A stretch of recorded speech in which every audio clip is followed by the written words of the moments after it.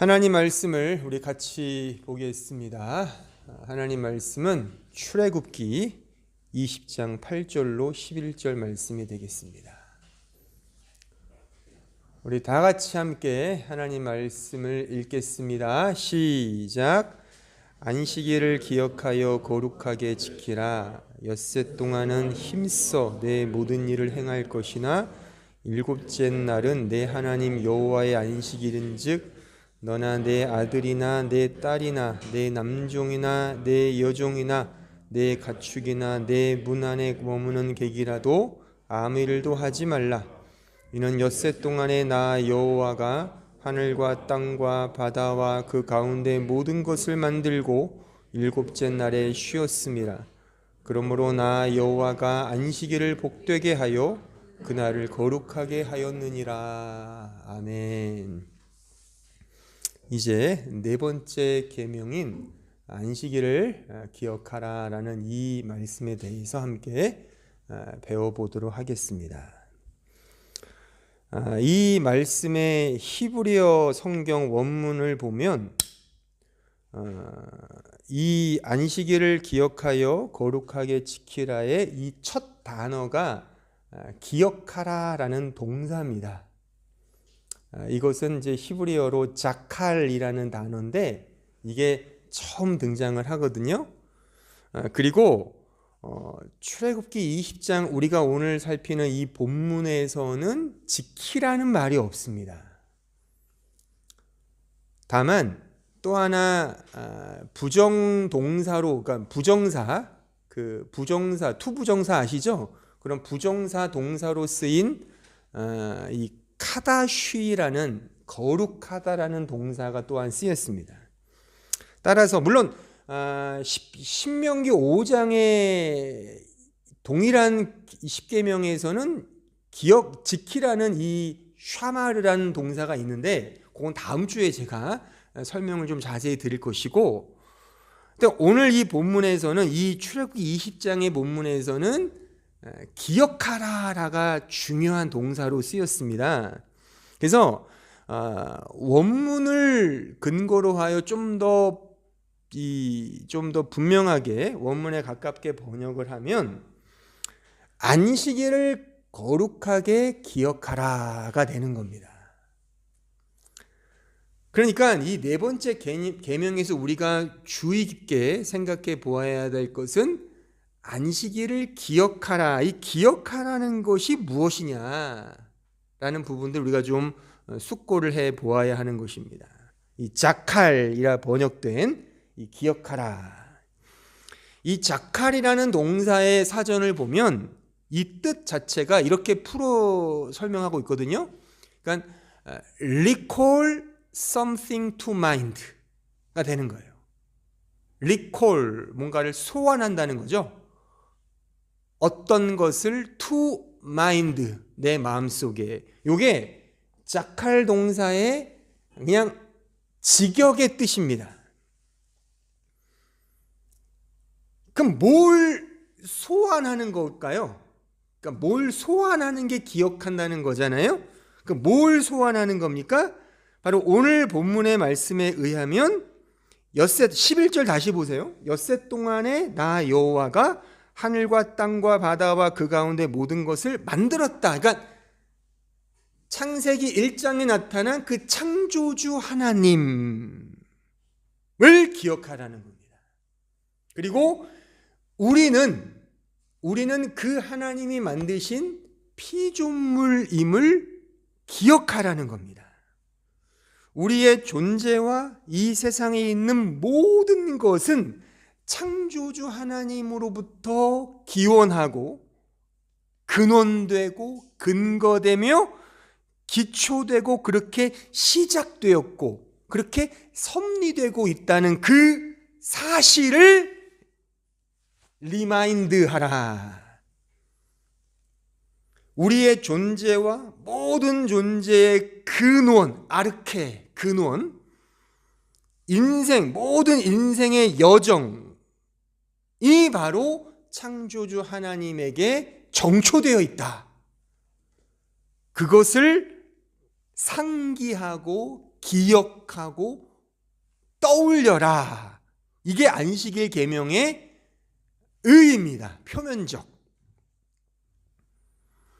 이 기억 속에서 하나님과 함께하는 참된 쉼과 안식과 평안함을 누리는 것이 샤바트라는 이 안식일의 의미인 것입니다.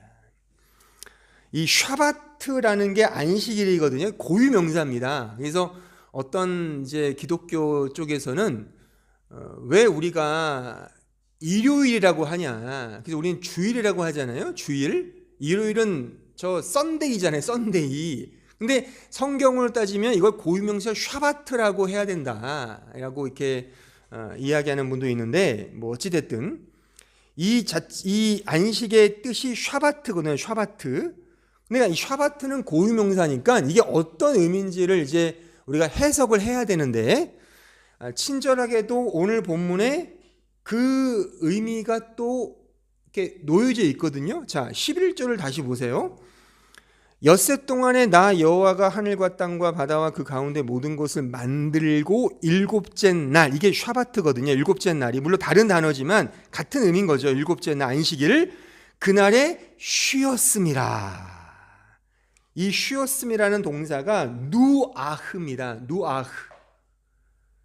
이 누아흐의 동사의 뜻이 rest, cease, 말 그대로 쉬고 이렇게 멈춘다는 뜻이잖아요.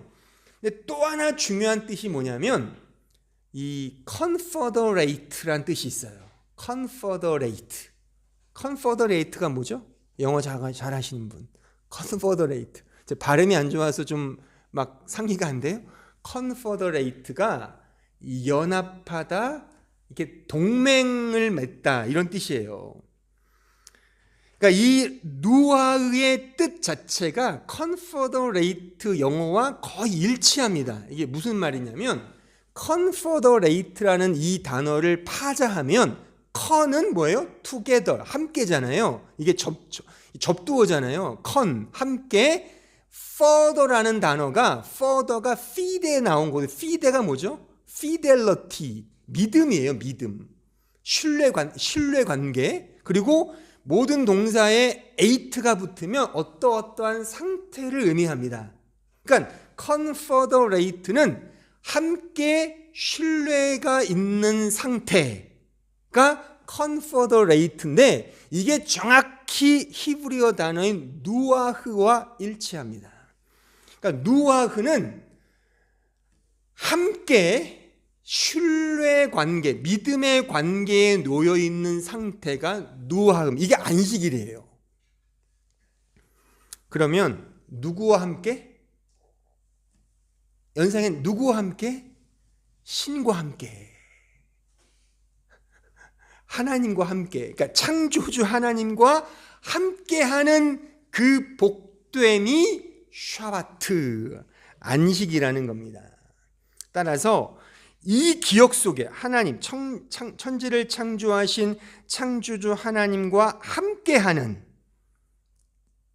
그래서 그 하나님을 아는 지식 안에서 누리는 행복, 이게 샤바트, 안식일의 의의인 것입니다. 현세를 살아가는 인간에게 주신 가장 큰 행복은 그래서 이런 창조주 하나님을 아는 지식, 그 하나님을 떠올리는 기억, 그게 바로 가장 큰 행복이다라고 말할 수가 있는 것입니다. 그러니까 함께 한다는 것의 가장 기초, 가장 기본, 가장 본질적인 게 뭘까요? 이게 기억이잖아요.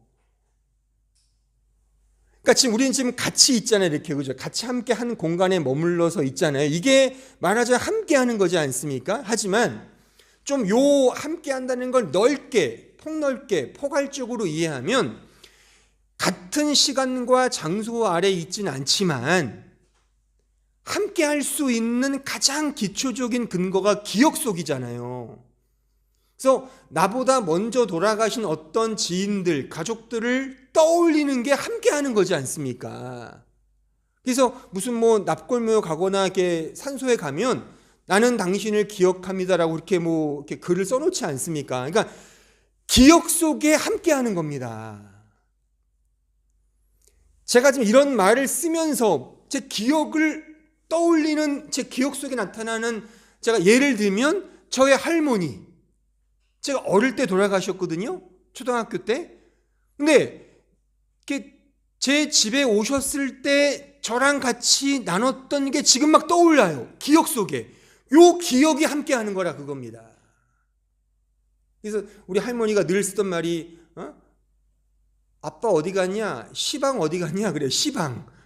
시방이 무슨 말이지? 그러니까 이제 지금 어디냐를 시방이 뭐예요? 막 물었던 기억이 지금 나요. 막 새록새록. 그 기억 속에 할머니와 함께하는 겁니다. 그러니까 안식일을 기억하라는 건 천지를 창조하신 그 하나님을 지금 떠올려봐, 상기해봐, 그겁니다. 그러니까 단순한 거예요. 어려운 게 아닙니다. 이게 안식일을 지키는 겁니다. 반대로 그 기억이 상실되는 거는 무서운 저주인 겁니다. 그래서 그 신과 함께 영화를 보면 가장 큰 저주가 뭐예요? 기억을 상실시켜 버리는 거잖아요. 망각, 내 머릿속에 지우개가 있는 거예요. 나를 막 기억을 지워요. 그게 무서운 저주인 겁니다. 성경은 어떤 의미에서 계속 상기시키는 겁니다. 그러니까 이런 설교와 성경을 외우는 거는 하나님이 어떤 분인지에 대한 인포를 계속 배우는 거기도 하지만 끊임없이 상기하고 기억하는 겁니다. 기억하는 거예요. 이게 하나님을 아는 지식의 가장 기초적이고 가장 본질적인 토대인 겁니다. 자, 그런데 십계명은 제가 아까 서론에서도 언뜻 말씀드렸지만 출애굽기 20장에만 있는 것이 아니라 신명기 5장에도 있거든요. 근데 여기에는 어떤 거를 사실 기억하라라고 말하냐면 오늘 이 본문과는 좀 다릅니다. 자, 신명기 5장 12절에 가볼까요?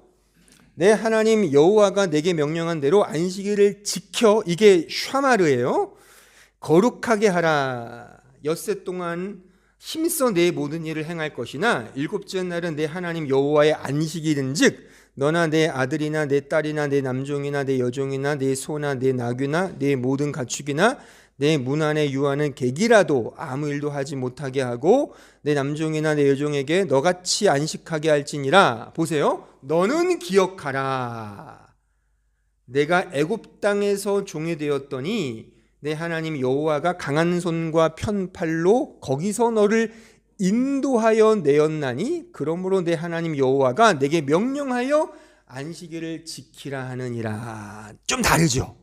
그러니까 출애굽기 20장에는 천지 창조를 창조하신 그 하나님을 기억하라고는 했지만 신명기 5장에서의 이 네 번째 계명은 기억하라의 대상이 달라져요.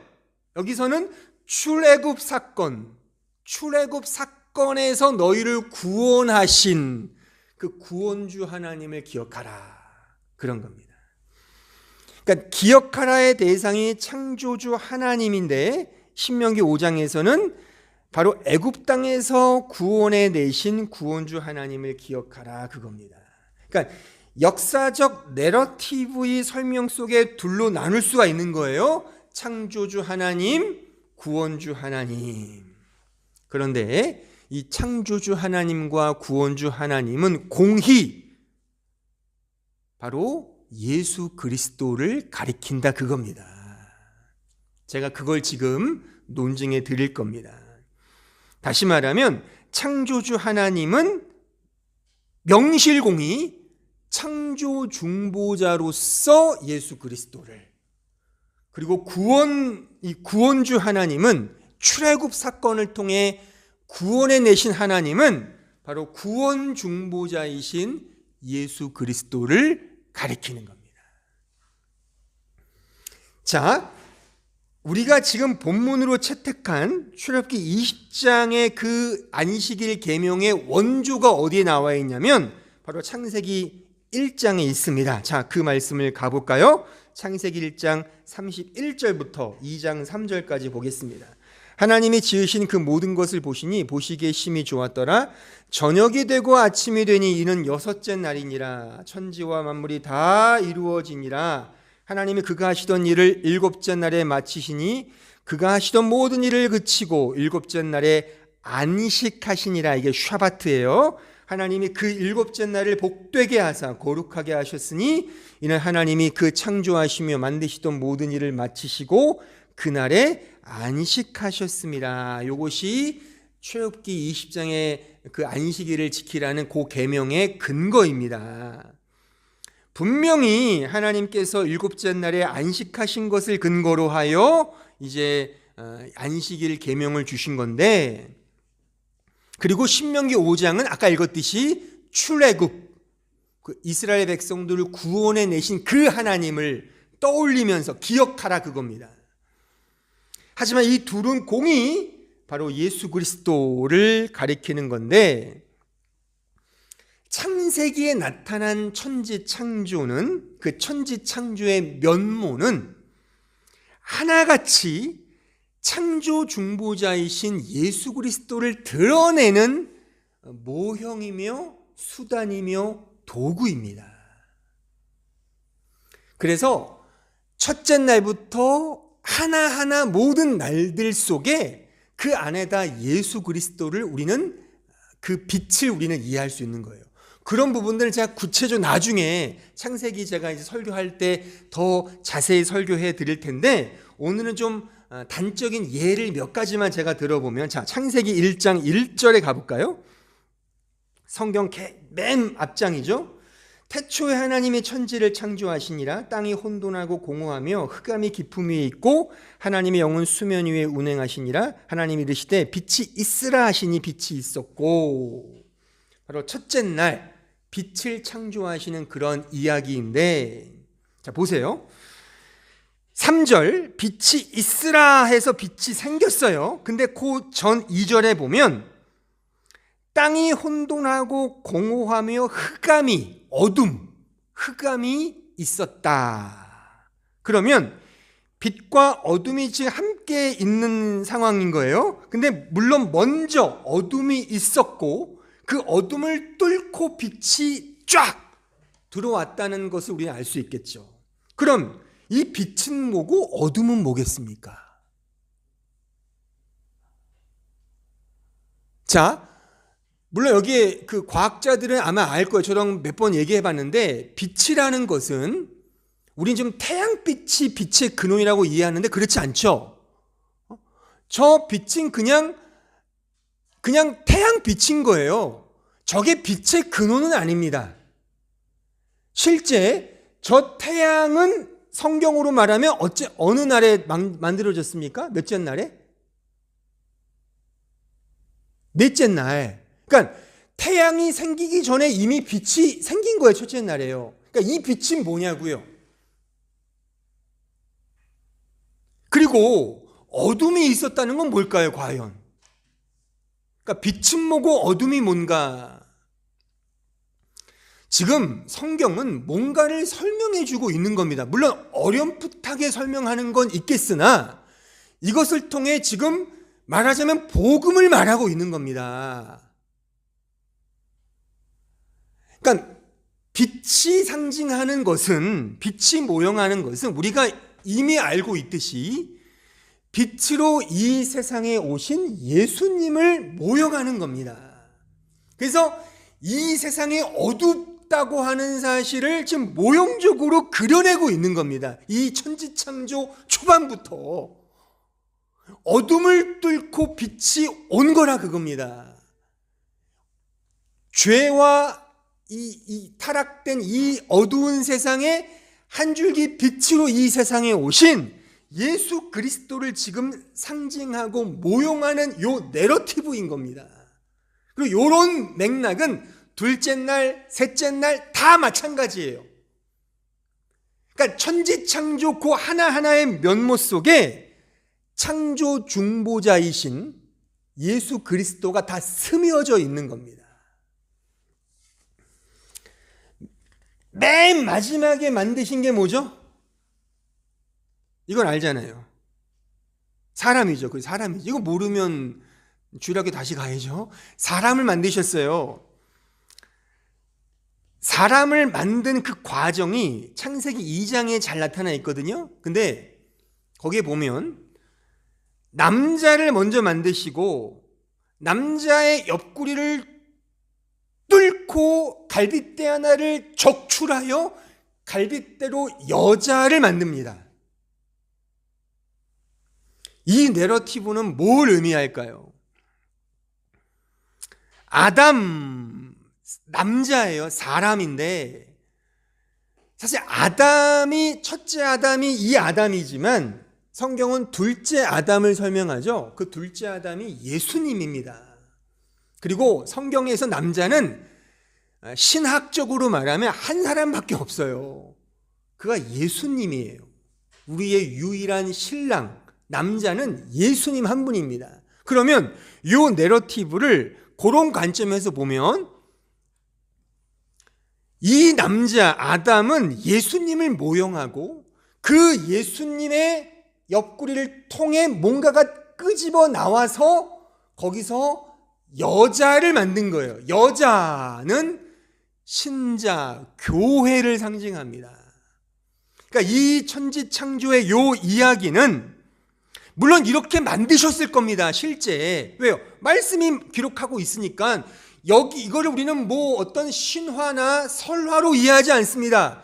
믿습니다. 이렇게 만드셨을 거예요. 하나님께서. 그러나 그럼 만들었다는 인포가 중요한 게 아니라 그 안에 담겨져 있는 복음이 중요한데 그 남자를 통해 여자가 만들어진 것처럼 예수 안에 있는 교회를 설명하는 거라 그겁니다.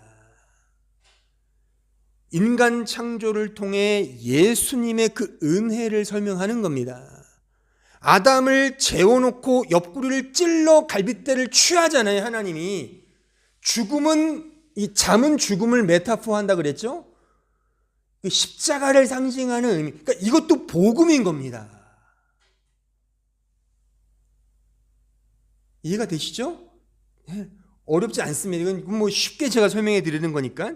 그러니까 이런 모든 창조 하나하나가 다 근시적 각도에서 천지창조를 보든 원시적 각도에서 보면 이제 6일 동안 창조하여 마지막 7째 날에 안식했다는 것은 이 모든 것들을 예수, 창조 중보자이신 예수 아래 만드시고 이제 그 안에서 누리는 진정한 복과 거룩을 상징하는 겁니다.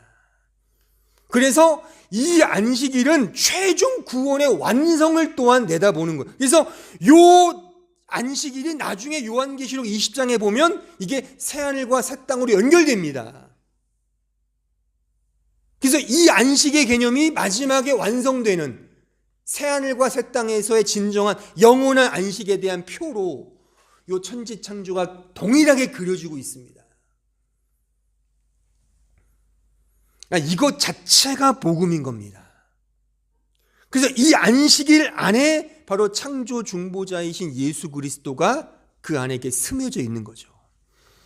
또한 좀 더 점진적으로, 성경은 점진적으로 발전해 나가는 그런 메시지니까 이런 맥락에서 신명기의 말씀, 신명기의 10계명은 조금 더 앞서 나가고 있어요. 자, 아까 읽었듯이 그 출애굽 사건을 일으키신, 그렇게 구원해내신 하나님을 기억하라가 안식일의 개념이었잖아요. 그러면 출애굽을 일으키게 한 동인이 뭐냐고요? 어떻게 이스라엘 백성들을 구원해내셨습니까? 딱 하나의 사건이 떠오르죠. 유월절 사건인 겁니다. 자, 출애굽기 12장 3절에 가보시죠. 이것이 출애굽 사건을 일으키게 된, 그 결과 맺게 된 원인이면서 동인이면서 근거이면서 또 그렇게 한 목적이면 내용입니다. 자, 12장 3절 이하를 보십시오. 너희는 이스라엘 온 회중에게 말하여 이르라. 이달 열흘에 너희 각자가 어린 양을 잡을지니, 어린 양이 등장하죠. 각 가족대로 그 식구를 위하여 어린 양을 취하되 그 어린 양에 대하여 식구가 너무 적으면 그 집의 이웃과 함께 사람 수를 따라서 하나를 잡고 각 사람이 먹을 수 있는 분량에 따라서 너희 어린 양을 계산할 것이며 너희 어린 양은 흠없고 1년 된 수컷으로 하되 양이나 염소 중에서 취하고 이달 열 나흘날까지 간직하였다가 해질 때에 이스라엘 회중이 그 양을 잡고 그 피를 양을 먹을 집 좌우 문설주와 임방에 바르고 그 밤에 그 고기를 불에 구워 무교병과 쓴 나물과 아울러 먹되 날 것으로나 물에 삶아서 먹지 말고 머리와 다리와 내장을 다 불에 구워 먹고 아침까지 남겨두지 말며 아침까지 남은 것은 곧 불사르라. 너희는 그것을 이렇게 먹을지니 허리에 띠를 띠고 발에 신을 신고 손에 지팡이를 잡고 급히 먹으라. 이것이 여호와의 유월절이니라. 유월은 패스오버예요. 이렇게 지나간다. 내가 이 밤에 애굽 땅에 두루 다니며 사람이나 짐승을 막론하고 애굽 땅에 있는 모든 처음 난 것을 다 치고 애굽의 모든 신을 내가 심판하리라. 나는 여호와라. 내가 애굽 땅을 칠 때에 죽인다는 겁니다. 그 피가 너희가 사는 집에 있어서 너희를 위하여 표적이 될지라. 내가 피를 볼 때 너희를 넘어가리니. 이게 패스오버죠. 이게 유월절입니다. 재앙이 너에게 내려 멸하지 아니하리라. 너희는 이 날을 기념하여 기억하라는 거죠. 여호와의 절기를 삼아 영원한 규례로 대대로 지킬지니라. 이게 유월절의 내용입니다. 이걸 통해 바로의 아들이 죽죠? 다 죽어요. 첫 태생들은.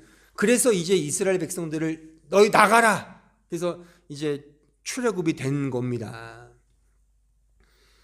자, 각설하고 본론부터 말하면 여기에 유월절은 뭐를 상징하는 겁니까? 당연히 예수님입니다. 이거는 저의 추측이 아니라 성경이 말씀하는 바입니다. 자, 고린도 전서 5장 7절. 너희는 누룩 없는 자인데 새 덩어리가 되기 위하여 묵은 누룩을 내버리라. 우리의 유월절 양 곧 그리스도께서 희생되셨느니라. 분명하죠. 우리를 위해 피 흘리신 유월절 어린 양이 바로 예수님입니다. 그러니까 이런 하나님을 기억하라는 건 예수님을 기억하라는 겁니다. 자, 히브리서 9장 11절 좀 더 분명하게 그리스도께서는 장래 좋은 일의 대제사장으로 오사 손으로 짓지 아니한 것 곧 이 창조에 속하지 아니한 더 크고 온전한 장막으로 말미암아 염소와 송아지의 피로 하지 아니하고 오직 자기의 피로 영원한 속죄를 이루사 단번에 성소에 들어가셨느니라. 자, 그러므로 안식일은 예수 그리스도 안에서 그 구원을 누리는 날입니다. 그 안에서 평안을 누리는 날이고 그 안에서 참된 사랑과 은혜, 예수 안에서 누리는 그런 복된 샤바트, 안식일인 것입니다. 그래서 안식일의 주인공은 예수 그리스도인 거예요. 그래서 예수께서 이렇게 말씀하시죠. 마태복음 12장 1절 이하를 보세요. 그때 예수께서 안식일에 밀밭 사이로 가실새 제자들이 시장하여 이삭을 잘라 먹으니 바리새인들이 보고 예수께 말하되 보시오 당신의 제자들이 안식일에 하지 못할 일을 하나이다. 예수께서 이르시되 다윗이 자기와 함께한 자들이 시장할 때에 한 일을 읽어보지 못하였느냐. 그가 하나님의 전에 들어가서 세상 외에는 자기가 그와 함께한 자들이 먹어서는 안 되는 진설병을 먹지 아니하였느냐.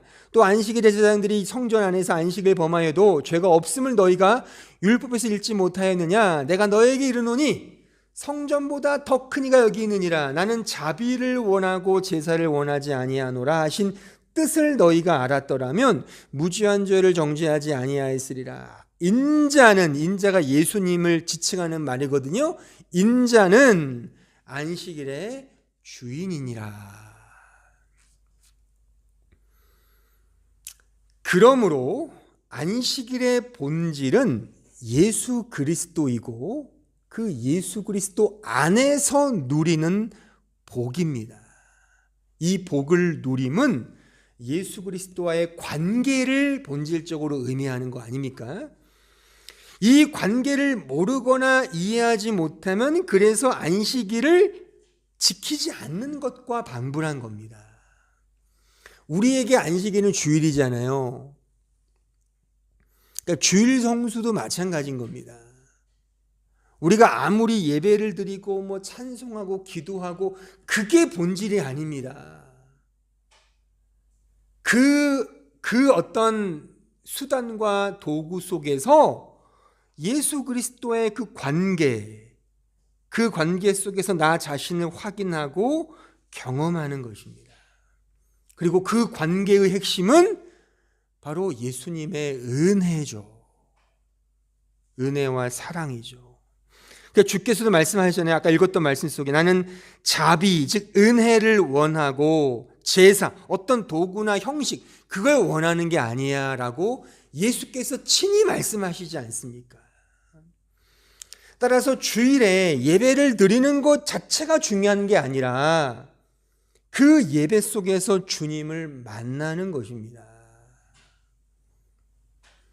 그 만남은 그리고 하나님의 자비, 은혜, 그 사랑을 느끼고 경험하는 겁니다. 이것이 안식일 주일의 본질인 것입니다. 모든 계명과 말씀은 바로 이것을 우리에게 가르쳐주고 있는 겁니다. 이 본질을 초등학교 수준으로 제가 좀 표현해 보면 이렇게 하시면 돼요. 무엇을 하든지 예수 그리스도와 그의 십자가의 은혜를 떠올리는 겁니다. 떠올리는 겁니다. 기억하는 겁니다. 그냥 단순하게 말하면 우리의 수준에 정확히 맞는 겁니다. 우리가 무엇을 하든지 그 하나님의 은혜, 예수 그리스도의 십자가의 은혜를 떠올리는 겁니다. 예배를 드리고 우리가 어떤 일을 할 때에도 마찬가지입니다. 예배를 드리거나 기도를 하거나 찬송을 하거나 설교를 하거나 말씀을 가르치거나 봉사하거나 섬기거나 어떤 일을 할 때 그 예수님을 떠올리는 겁니다. 쉽잖아요. 떠올리는 거예요. 그냥 떠올리고 그 은혜로 가면 돼요. 그냥 그겁니다. 내 편에서 뭔가를 하려고 하는 것은 나중 문제입니다. 그것조차도 은혜로 가는 것, 은혜를 떠올리는 것으로 꼭 우리의 실천의 ABC로 삼으셔야 합니다. 제가 그래서 예전에 제가 로마서 강의 초반부 설교할 때 제가 이런 제목으로 설교한 적이 있어요. 곱하기 0의 법칙. 기억하십니까? 곱하기 0의 법칙. 그러니까 모든 수에, 모든 자연수, 모든 수에 곱하기 0을 하면 답은 뭐예요? 0이잖아요. 곱하기 0의 법칙으로 가자는 겁니다. 언제나 은혜로 가자는 겁니다. 단순하게. 우리는 본성적으로 나만을 사랑하고 내가 하는 어떤 것에 기생하려고 하는 이기적 존재 아닙니까? 끊임없이 거기에 끊임없이 곱하기 0을 곱하는 거예요. 0을 곱하는 겁니다. 언제나 떠올리는 거예요. 하나님의 은혜, 예수 그리스도의 십자가만을 언제나 무엇을 하든지. 그렇게 되면 내가 하고 자랑이 생길 여지가 없죠. 그렇게 가는 겁니다. 이게 믿음 생활입니다. 아시겠습니까? 믿음 생활, 교회 생활은 항상 지나칠 정도로 0을 곱하는 겁니다. 그 은혜를 언제나 떠올리는 거예요. 하나님의 은혜, 그 십자가, 예수님만을 떠오르는 겁니다. 나를 근거할 때 예수님을 떠올리는 거예요. 이 세상을 창조하신 중보자, 창조 중보자이신 하나님, 사망의 권세에서 있었던 나를 구원해내신 그 구원주 예수 그리스도를 자꾸 상기하고 자칼 떠올리는 거예요. 그것을 리마인드 하는 겁니다. 리마인드 해야 합니다. 리마인드 해야 합니다. 리마인드 해야 합니다. 이게 믿음 생활이고 신앙 생활이고 교회 생활입니다. 다른 거 없습니다. 아무것도 하지 말자가 아닙니다. 하십시오. 자원해서 하세요. 뭐든지 해보세요. 그때 꼭 기억하세요. 예수님을 떠올리세요. 우리는 언제나 그 본질조차도 사실 떠올리는 그 어떤 기억조차도 내 것화하려고 하는 본성이 있습니다. 난 역시 IQ가 뭐 좋은가 봐. 한 번 들으면 내가 다 이해가 돼. 기억조차도 내 수준으로 또 이해한단 말이죠. 그 정도로 이기적인 존재거든요. 그것조차도 거기에 0을 곱하는 겁니다. 끊임없이 그렇게 가는 겁니다. 또한 그걸 위해서 하나님이 우리에게 단순하게 기억하라라고 말씀을 하신 것입니다. 이렇게 하지 않을 경우에 우리는 나 자신을 근거하고 나만을 위해 갈 수 있는 여지가 있기 때문에 우리는 끊임없이 곱하기 0을 우리에게 해야 하는 것입니다. 근데 보세요. 곱하기 0을 곱하여 0이 되기 위해서는 그 0이라는 숫자가 곱해지는 그 대상이 어떠해야 합니까? 숫자가 돼야 되거나 뭐 자연수가 되거나 그렇게 돼야 되죠. 구체적인 뭔가가 돼야 되잖아요. 그렇잖아요. 그래야지 곱해지는 거잖아요. 그렇잖아요. 그러니까 이런 원리로 따진다면 그래서 하나님이 곱하기 쉽게 하기 위하여 우리에게 자연수로 주신 게 말하자면 계명이며 말씀이며 구체적인 삶의 양식인 겁니다. 그런 양식, 행동, 강령 이런 구체적인 계명들을 통해 그걸 내가 함으로써 곱하기 0을 하게 되는 겁니다. 이해를 하시겠어요? 그래서 하나님이 우리에게 구체적인 계명들로 주신 겁니다. 그러니까 이 계명들을 통해 내가 구체적인 것들을 잘 지키겠다가 아니라 그런 차원이 아니라 오히려 은혜의 0을 곱할 수 있는 대상화시킨다고 할까요?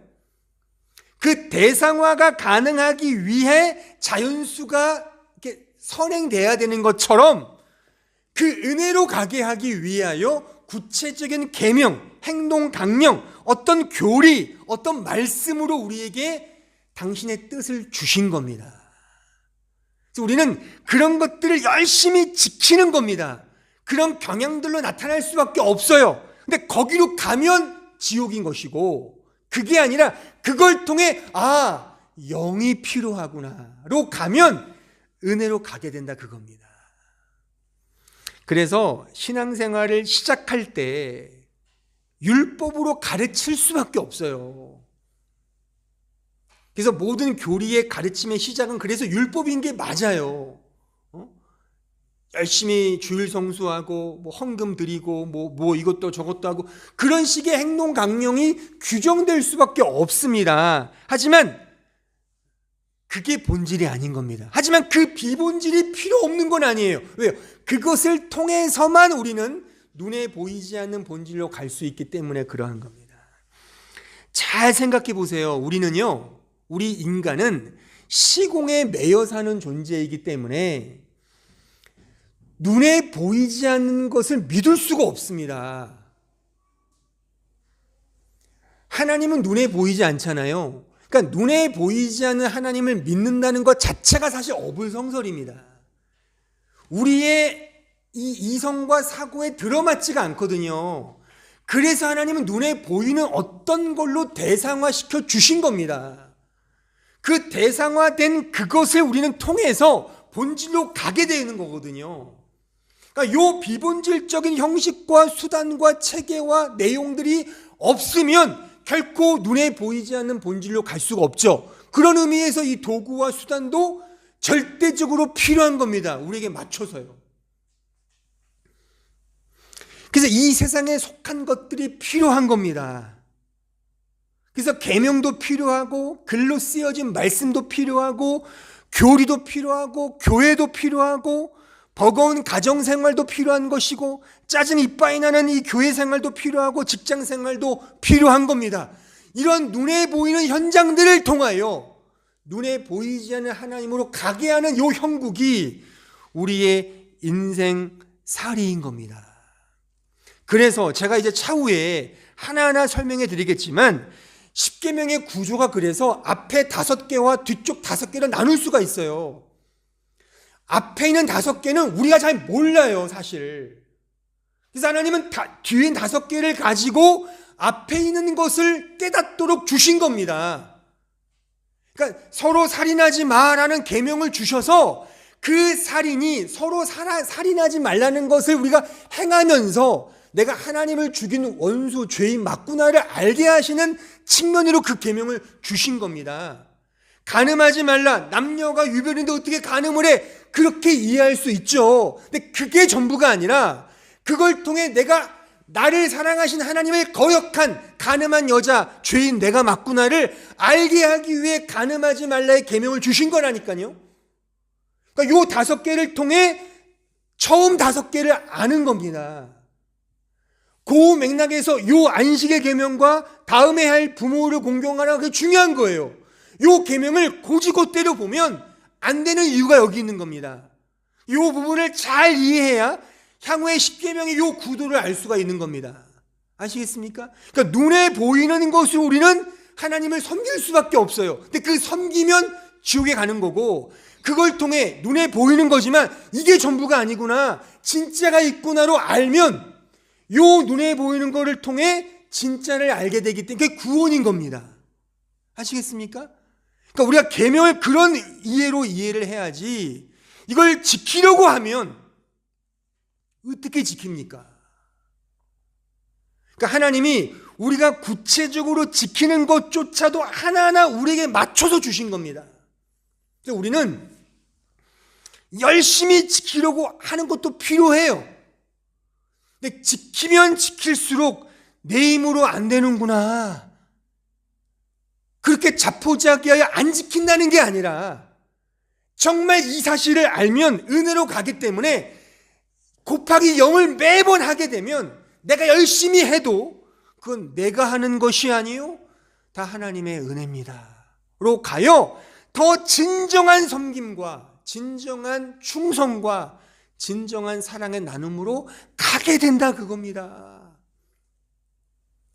내가 눈에 보이는 것에 급급하게 이것을 열심히 지키려고 하면 분명히 그 안에서 나눔이 생기고 분열이 생기고 거기에 분명히 하이어라키라는 거대한 계급이 생겨서 개신교가 캐톨릭화 될 겁니다. 거룩의 정도에 따라 너는 정말 거룩한 사람이고 너는 덜 거룩한 사람이고 이렇게 층을 나눠서 거룩하지 못한 사람들 너는 왜 그따위로 거룩하지 못해라고 이렇게 또 비아냥거리고, 그건 기독교 아닙니다. 우리는 다만 구체적으로 주어진 계명과 이런 것들을 통해 더 하나님을 잘 알면 되고 예수의 은혜만을, 그 자비만을 꼭 붙들면 된다는 것입니다. 이런 의미에서 안식일은 다만 예수 그리스도 안에 있는 그 복과 은혜와 사랑을 누리게 하는 도구이며 수단이며 그의 방편에 불과하다는 것입니다. 따라서 그 자체 나를 지키는 차원이 중요한 것이 아니라 그 안에 담겨진 진리, 즉 복과 거룩 되시는 예수 그리스도를 끊임없이 상기하고 또 상기하고 떠올리며 기억하는 겁니다. 기억하십시오. 기억하십시오. 기억을 해야 합니다. 상기해야 합니다. 그러니까 복은 바로 이런 상기를 통해 우리에게 주어지는 것입니다. 예배와 기도, 안식일, 주인성수, 이 모든 것들은 도구이며 방편이라는 사실을 꼭 기억하세요. 그 자체가 목적이거나 본질적 가치가 전혀 아닙니다. 예배를 잘 드리고 기도를 열심히 해서 그렇게 은혜를 받는 것이 아닙니다. 예수 그리스도 안에 들어오면 당연히 받게 되는 것이 이 은혜인 것입니다. 이 은혜를 받은 것은 하나님이 주신, 거저 주신 사랑을 느끼고 깨닫는 것이지 바로 수혜자인 우리의 노릇이나 어떤 원인이나 어떤 조건이 우리 수혜자에게 있지 않다는 것입니다. 기도를 하면 은혜를 준다는 성경의 이야기는, 그런 말씀들은 기도라는 것이 은혜를 받는 조건이거나 원인이 된다는 차원이 아닙니다. 또한 은혜는 기도를 잘하는 자에게 주어지는 결과나 보상이 아닙니다. 모두가 은혜임, 모든 것이 은혜입니다. 은혜를 아는 자가 기도하게 되고 그 받은 바 은혜가 바로 전적인 은혜임을 알기에 기도라는 도구와 방편을 통해서 기도하는 겁니다. 은혜를 받는 겁니다. 그래서 기도와 예배, 이 모든 우리 기독교의 이런 형식들을 뭐라 그럽니까? 은혜의 방편이라고 말하는 거잖아요. 말씀과 기도와 모든 것은 은혜를 받는 방편이지 이 자체가 목적이 아닌 것입니다. 심지어 기도의 내용조차도 주께서 말씀에서 가르쳐 주시잖아요. 너희는 이렇게 기도하라. 하늘에 계신 우리 아버지여 라고 가르쳐 주시잖아요. 기도의 내용조차도 가르쳐 주시기 때문에 기도는 모든 것은 신자가 행하는 교회가 행하는 모든 것은 다 은혜의 방편인 것입니다. 따라서 본질과 방편은 큰 차이가 있음을 꼭 기억하셔야 돼요. 본질은 하나입니다. 본질은 예수 그리스도 그 복음입니다. 나머지는 다 방편이에요. 다 방편입니다. 그 방편에 목숨 걸고 막 거기에 맞게 매달리는 것은 너무 어리석은 겁니다. 그 방편과 그 환경은 역사와 시대마다 다를 수 있습니다. 또한 달라야 합니다. 지금 이 예배 시대 때 이 시간에 구약 때처럼 양을 잡는 그런 방식을 왜 안 합니까? 그러면 왜 우리가 깔끔하게 돈을 드립니까? 그때처럼 뭐 닭을 갖고 오든지 소를 갖고 오든지 갖고 와야 되는 거 아니에요? 성경대로 하자면 왜 그걸 안 합니까? 좀 걸쭉하게 여기 양 하나 칼로 제가 잡으면 막 피도 튀기면서 막 와 정말 이 죄가 살벌하구나. 그럼 더 교육이 되지 않겠어요? 왜 지금 그렇게 안 합니까? 그건 중요한 게 아닌 겁니다.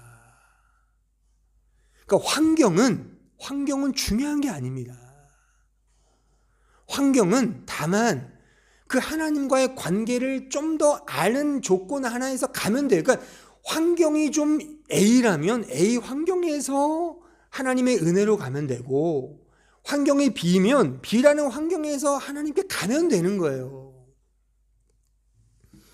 좀 편리하고 좀 불편한 것이 있을지는 모르겠지만 그게 뭐 그렇게 중요한 건 아닙니다. 그러니까 우리도 이렇게 예배를 드리잖아요. 뭐 이런 얘기해서 그렇지만 우리 교회가 뭐 이렇게 좀 돈이 많은 교회는 아니잖아요. 그렇잖아요. 그러니까 그냥 요 환경에서 이렇게 하잖아요. 그러니까 우리가 지금 뭐 여기 이제 앰프도 고장 나가지고 지금 앰프도 없어요. 그래서 오늘 요거 갖고 왔어요. 요게 이제 스피커입니다. 요게. 그러니까 요게 스피커래요. 그러니까 얼마나 환경으로 보면 뭐야 그럴 수 있잖아요. 뭐 어느 교회는 뭐 여기 뭐 어마어마한데, 그러니까 뭐 우리 돈만 있으면야 뭐 의리의리하게 하죠. 근데 그게 중요한 게 아니잖아요.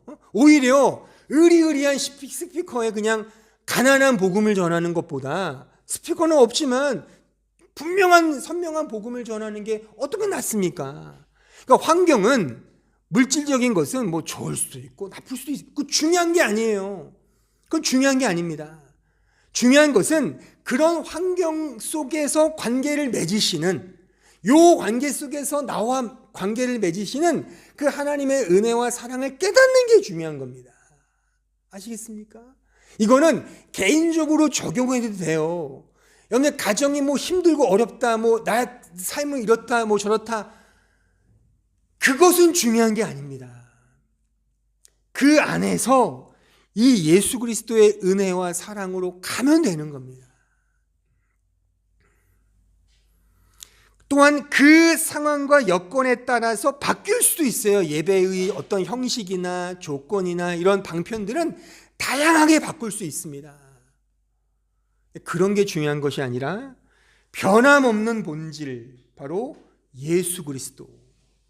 그러니까 제가 이 십계명을 의도한 게 여러분들이 느끼는지 모르겠지만, 십계명의 지킴은 예수께로 가는 게 지킴인 것이지 예수 없이 내 힘으로 지키는 건 오히려 그 계명을 어기는 겁니다.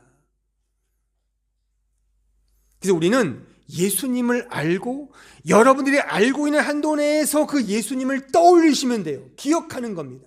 기억하는 겁니다. 이 사실을 꼭 기억하세요. 모든 말씀은 예수 그리스도께로 가게 하는 수단이요 방편이지 그 자체가 목적이 아닙니다. 그러니까 제가 그래서 이런 말을 하는 거예요. 성경을 몰라도 돼요. 성경을 몰라도 됩니다. 예수를 알면 됩니다. 물론 예수를 아는 건 성경을 통해서 아는 거죠. 제가 말하는 성경을 몰라야 된다는 것은 성경 무슨 학자처럼, 교수님처럼, 목사님들처럼 많이 한다, 그런 지식을 말하는 게 아닌 겁니다. 조금 알아도요, 예수님 잘 믿으라고 하는 거구나. 여러분들이 저의 이 긴 설교를 들으시고 하나하나 다 이해하지 못하셔도 돼요. 상관없습니다. 제가 그러잖아요. 오늘 설교 듣고 뭐 느끼셨어요? 제가 종종 물어요. 물을 사람에게 물으면 그냥 웃고 넘어가는 사람도 많아요. 근데 딱 정답은 그겁니다. 그냥 예수님 잘 믿으라는 거 아니에요? 정답이다. 그렇게 이해하시면 돼요. 예수님 잘 믿으시면 됩니다. 예수님 더 알고 예수님 더 사랑하고, 이게 이 안식일의 또 모든 계명의 모든 말씀의 핵심적인 테마이며 중심인 것입니다. 이 사실을 날마다 상기하세요. 여기서 특별히 오래 믿으신 분들 계신다면 내가 기독교 생활을 오래 하면서 잘하는 것들 하실 때 꼭 이걸 떠올리세요. 예수님의 은혜. 저로 적용하면 제가 말씀을 매주 전하잖아요. 말씀은 제가 도가 텄잖아요. 잘한다 못한다가 아니라 이거 제가 늘 제 그냥 직업이니까. 내가 잘해서 하는 것이 아니라 이것조차도 하나님의 은혜입니다. 의도적이라도 계속 하나님의 은혜, 그것을 떠올릴 때 그 떠올림의 그 기억 속에서 나는 죽고 예수로 더 살아가는 이 방향으로 갈 수 있기에 곱하기 0을 하는 거죠. 이게 진정한 믿음 생활인 겁니다. 요거를 놓치거나 여기가 마비가 되면 그 순간부터 그 사람의 신앙생활과 믿음 생활은 은혜가 사라진 습관적인 믿음 생활, 그냥 아무런 의미 없는 그냥 왔다 갔다 하는 믿음 생활에 머물게 되는 겁니다. 내가 조금 열심히 해서 못 알아주면 시샘내고 힘들어하고, 누가 잘나면 그냥 또 험담하고 뒷담을 치고, 이런 식의 자기 의에 빠지게 되는 거예요. 항상 은혜를 생각해 보세요. 그러면 내가 아무리 열심히 한들 이게 내가 하는 게 아니잖아요. 그러면 감사하게 되는 거잖아요. 이게 진정한 신앙생활 아닌가요? 이 안에 진정한 용서와 사랑이 흘러나오는 거죠. 그렇죠? 그래서 우리는 받은 바 은혜대로 하는 겁니다. 받은 바 은혜대로 하는 거예요. 많이 받은 사람 많이 하고 적게 받은 사람 적게 하는 건 당연한 거죠. 근데 많이 하는 사람이 은혜를 받았으니 넌 왜 이렇게 못해라고 말할 수 있겠습니까?